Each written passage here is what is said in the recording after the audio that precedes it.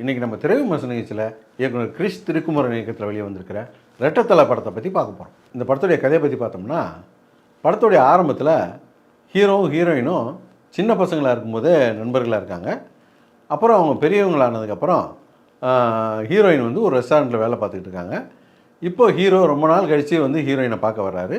வந்தவர் ஹீரோயின்கிட்ட நம்ம 2 பேரும் கல்யாணம் பண்ணிக்கலாமா அப்படின்னு கேட்குறாரு.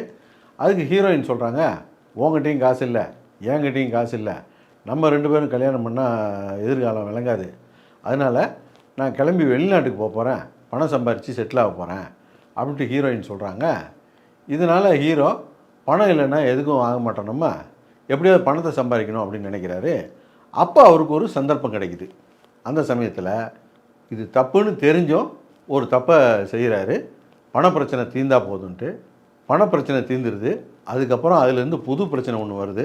அது என்ன, அதுக்கப்புறம் என்ன ஆச்சு அப்படிங்கிறது இந்த படத்துடைய கதை. இந்த படம் ஆரம்பித்து ஒரு 20-30 நிமிஷத்துலலாம் இந்த திரையில் ஓடுற படத்துக்கு நமக்கு எந்த ஒரு சம்மந்தமும் இல்லாமல் உட்காந்துட்டு இருந்தோம்.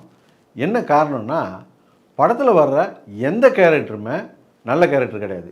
எல்லாருமே கெட்டவங்க தான். எல்லாருமே பணத்துக்காக எதை வேணால் செய்யக்கூடியவங்க தான். யார் பக்கமும் ஒரு நியாயமும் கிடையாது. இந்த எந்த நியாயமும் இல்லாதவங்க பக்கத்தில் நம்ம எப்படி உட்காந்து படம் பார்க்குறது? யாராவது ஒருத்தர் நியாயமான ஆளாக இருந்தால் இந்த ஆள் ஜெயிக்கணும் அப்படிங்கிற எண்ணம் நமக்கு படத்தில் வரும். ஆனால் எல்லாருமே கெட்டவங்களாக தான் காட்டுறாங்க. எந்த கேரக்டரையுமே ஒழுங்காகவே டிசைன் பண்ணல. அதே போல் ஒவ்வொரு கேரக்டரையும் சொல்கிறாங்க, இவன் பெரிய ஆள் அப்படின்னு சொல்கிறாங்க, பயங்கரமான ஆளுன்றாங்க. என்ன அவர் அப்படி பண்ணிட்டாருன்னா அதுக்கு எந்த சீனுமே கிடையாது. அப்புறம் வில்லன் பயங்கரமான ஆள் அப்படின்ட்டு ஒரு வில்லனை காட்டுறாங்க, அவன் தேடி வந்துட்டான்ட்டு. அவன் என்ன பயங்கரமான ஆள் அதுவும் தெரியாது. ஏய் இவனாவது பரவாயில்ல, இவன் அவனோட மோசமானவன் அப்படின்ட்டு கடைசியில் ஒரு கதை சொல்கிறாங்க.